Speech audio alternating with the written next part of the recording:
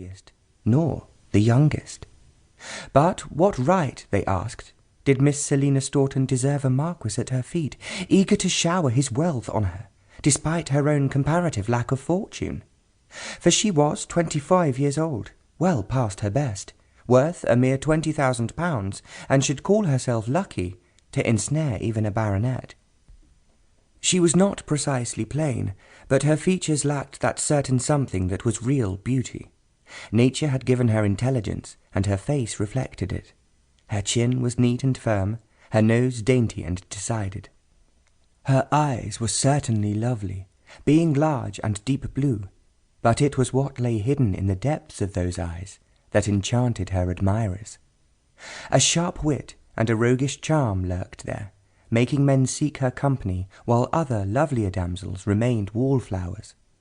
In addition, she carried herself with an air that had nothing to do with looks. Tonight she was at her best, with her shiny fair hair arranged becomingly in curls. Her dress was blue satin, with flounces of lace, tiny roses at the waist, and pearls adorning her neck and ears. And there were many men who admired her, or even adored her, but she had eyes for none of them. Lord Delane had said that there must be another man, and she had denied it, but only because this was a subject she could not bear to speak about.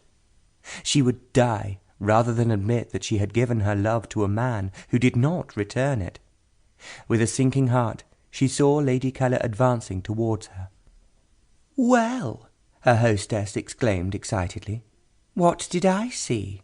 My dear, I'm so sorry for bursting in. I do hope I didn't interrupt at an important moment." "Not at all," Celina said. "He did propose, didn't he?" "He did propose." "Oh, how wonderful! You will be a marchioness, and have all the money in the world. He will load you down with diamonds and rubies, and you will certainly attend court." As Lady Keller had 3 unmarried daughters, this was really very generous of her, but Celina was unable to join in her ecstasies. "I rejected him," she admitted flatly.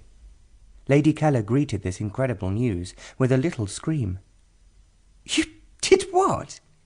My dear, what are you thinking of? Nobody rejects a marquis." "I do not love him."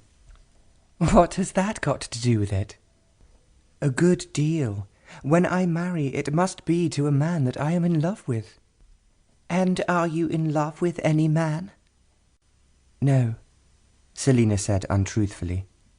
"Then marry Delane now, and if you fall in love later, well, these things arrange themselves." "You mean take lovers?" Celina asked, horrified. "Well, of course you must do your duty first.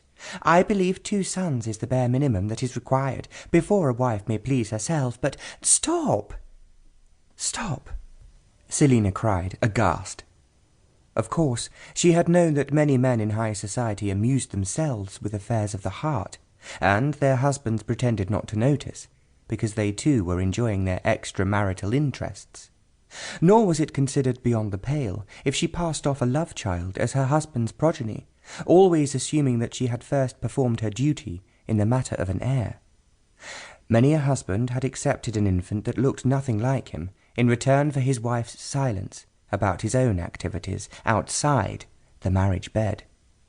But this was not the kind of marriage Celina wanted. She would wed the man she loved or nobody, and they would love each other so deeply that neither would look at anybody else. If only— "My dear," Lady Keller persisted, "I am only being realistic. You have been the success of the season.